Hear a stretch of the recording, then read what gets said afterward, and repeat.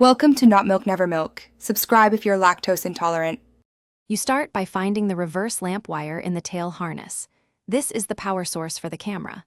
Use the tester to confirm which conductor becomes hot only when you shift into reverse, because you need a switched 12V feed. Once identified, you strip about 1/4 inch of insulation on the camera power lead and expose the harness conductor where the tap will clamp. Make sure to keep wires dry and the vehicle stable while you work. Now you install the wire tap connector.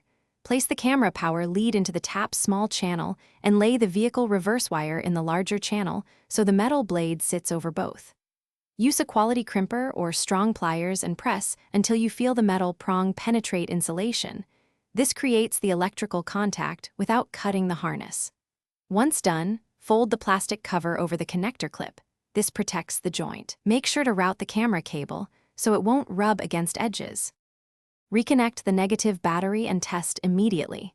Shift into reverse and observe the camera feed, or use a tester at the tap to confirm 12V when the car is in gear.